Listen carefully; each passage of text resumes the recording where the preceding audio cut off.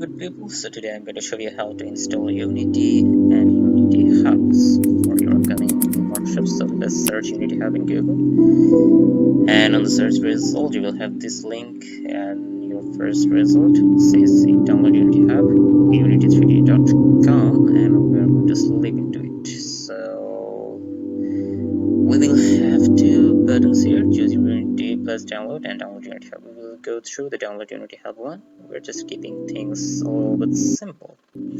So there we go. All you need to do is to save that one in your default, or where you would usually save your downloads, and I usually save those in my downloads folder, so it's here actually. So I'm going to just click on the save, and you need to click on the save. So usually I have that one, so I'm not going to download this once again. That one is the Unity Hub setup that you will find in your download directory.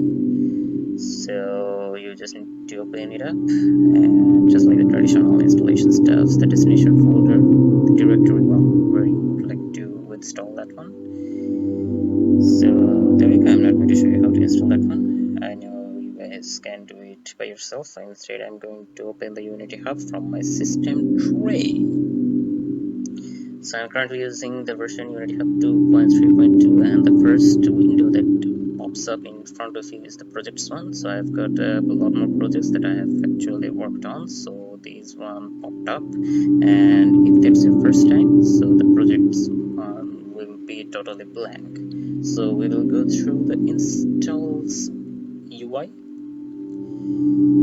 We'll click into it, and I have this one installed in my PC, 19.4.16F1, and if you have no version installed in your PC, then you will have another blank screen here. So you need to go and click the blue add button, and you need to select the version of Unity, and you will choose that LTS ones, because it may seem a bit outdated, but I'm comfortable with working with the LTS older ones, and they have latest releases, latest official releases, which are beta or other versions, but usually they do have a lot more bugs and glitches and stuffs, and it's a bit difficult to work with those.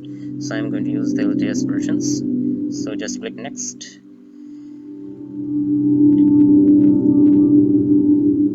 So we will need to install some dependencies. In my case, I usually installed that Android build support, and you need to check these two ones: SDK, NDK, and OpenJDK. And if you want to work with the iOS and tvOS, Linux, etc. in the future, you might check those one, but if you are preparing for the workshop, you may not need those, but you may prefer, I prefer those actually. So WebGL and Windows build support should be checked, and the documentation one. So there are some language packs as well.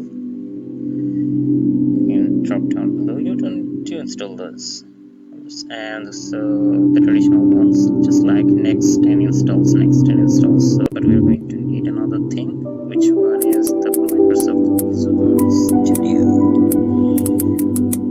So we are going to simply search that one out in Google, and we'll have this link, visualstudio.microsoft.com, which says download Visual Studio 19 for Windows and Mac. We'll skip through it, and we have Visual Studio 19. Usually I use 17. I'm a bit backdated, so all you need to do is download that community version, which is a powerful IDE, free for students, open source, blah blah blah, but it's quite a good IDE to work with Unity, and you need to integrate it with Unity. And if you don't want to integrate or not, it doesn't matter actually, but it feels good, it feels comfortable to actually deal with that stuff. And one thing, they have got another outstanding thing, which is a very preferable IDE to me, which is Visual Studio Code.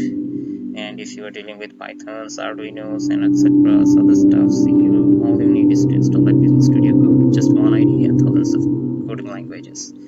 So here we go, and I'm not going to show you how to install that one or download that one, because you may find another tutorial in the internet or YouTube. So that is it for today, guys. Have a good workshop and a good day.